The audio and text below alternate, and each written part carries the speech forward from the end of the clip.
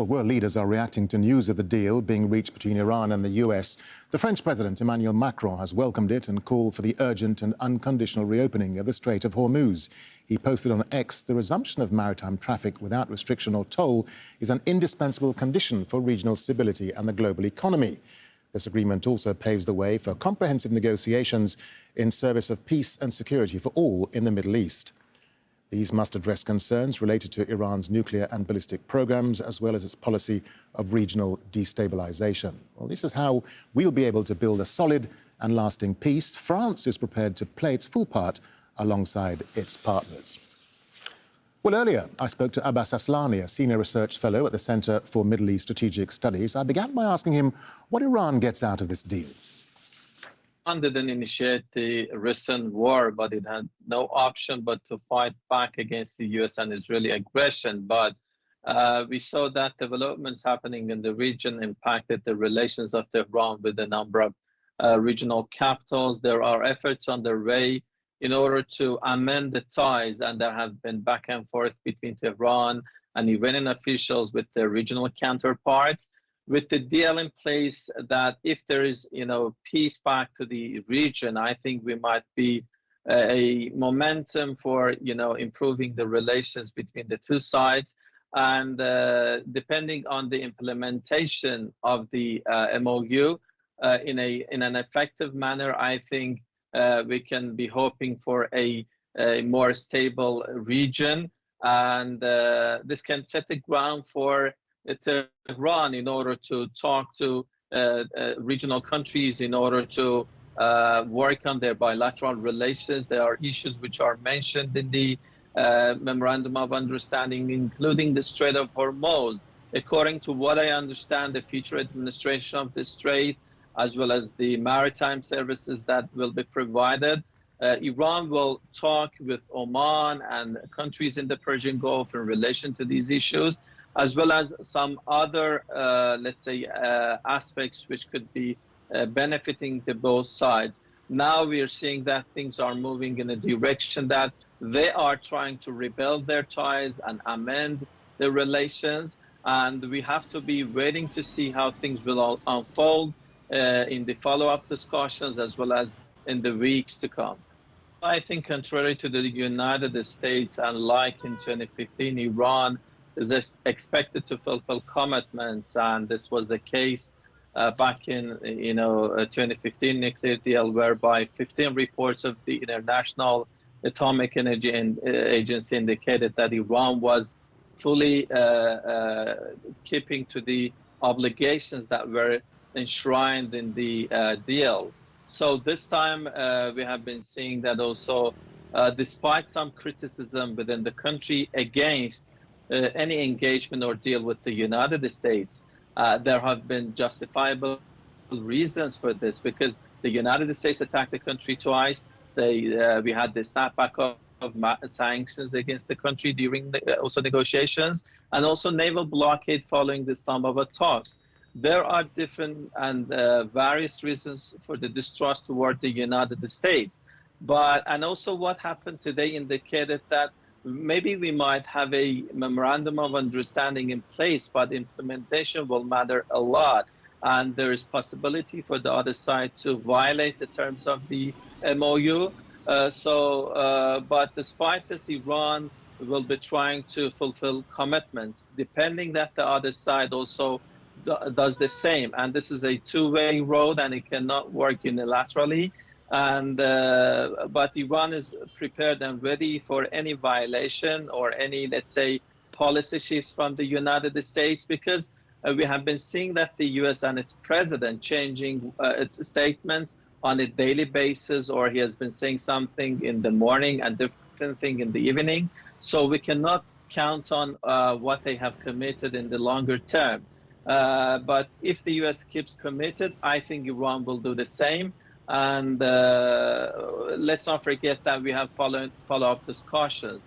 The MOU took more than a month to be clinched, but the discussions on the nuclear-related issues and lifting of the sanctions, which will need more details to be hammered out, will need much more time, much, let's say, effort.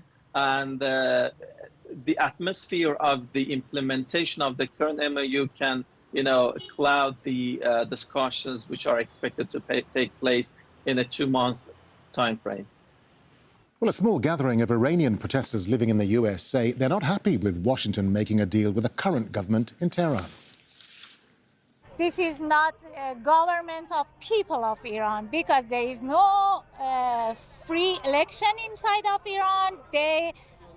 The people of inside of Iran, they not believe this is their regime, and they against if any contract or deal signed with the Islamic regime.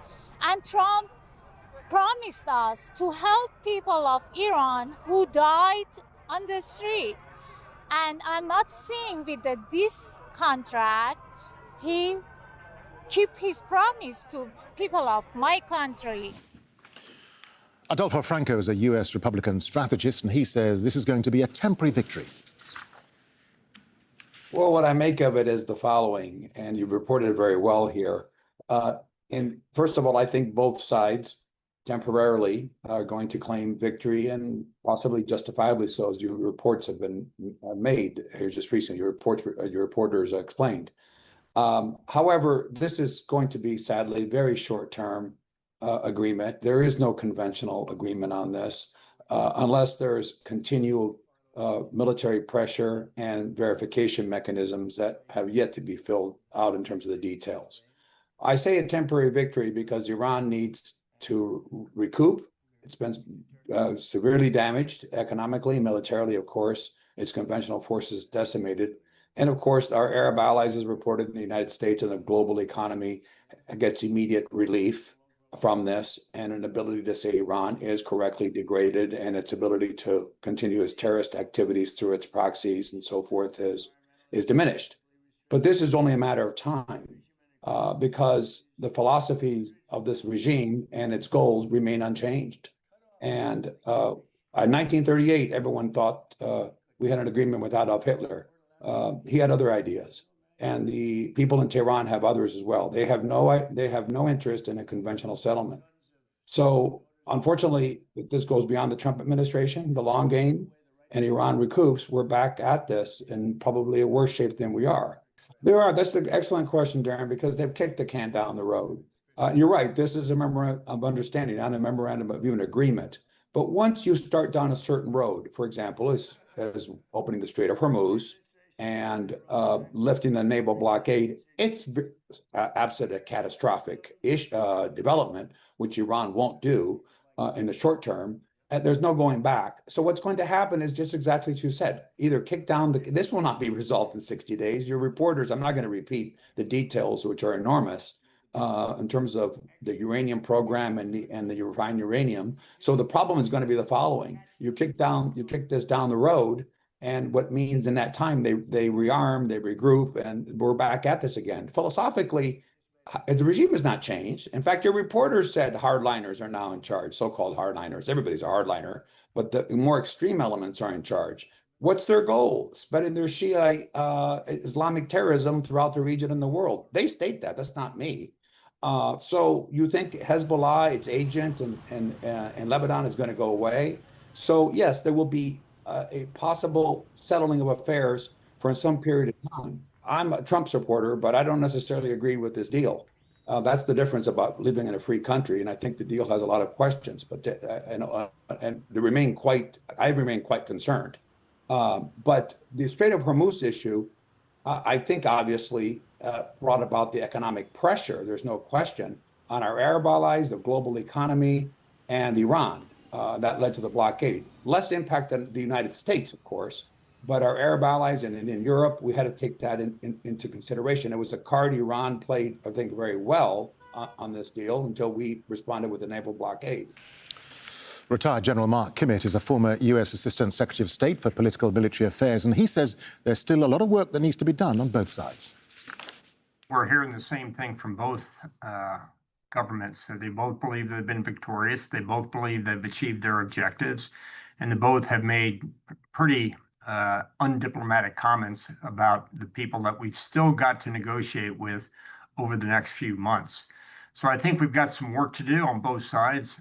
the best thing to do would be keep this out of the public domain and let's do private diplomacy so we're not grandstanding to either of our populations. There is little doubt that Iran is seeking a nuclear weapon. In many ways, it's illogical for them not to do that. So if this entire deal gets us on a path towards ending the illegal Iranian nuclear program, as well as their illegal takeover of the Strait of Hormuz, which no country or organization or institution agrees with, then I think that we're heading in the right direction. We've got a lot of milestones between now and the time we get a formal agreement, and that agreement will have to have a significant, if not intrusive verification because of the past history of Iran's deception. We made the first steps towards the technical detailed negotiations and the final negotiations. Some of the key issues will be, will Iran hang on to its illegal nuclear program? Will Iran continue to maintain a, quote, new protocol in the Strait of Hormuz, which is against international law? And will Iran continue to support terrorist organizations around the region? And so I think that those are going to be very tough issues for Iran to take on. And they certainly want the lifting of sanctions. And if they certainly don't want to bend and concede on some of those issues, they can be guaranteed that none of the Iranian sanctions, the UN Iranian sanctions, will be lifted because at least one member of the Permanent Security Council will veto them. So there's a lot of work that needs to be done on both sides. There are a lot of spoilers out there. It could well be that Israel, who has different objectives, even though they may be overlapping, they're not identical with the United States. Israel may, in fact, take its own course. Hezbollah has demonstrated that it is taking its own course, as they have never accepted the ceasefire, even though the government of Beirut has told them to do so. Iran could be a spoiler on this because they're unwilling to discuss their long-range nuclear missiles or their support for terrorist organizations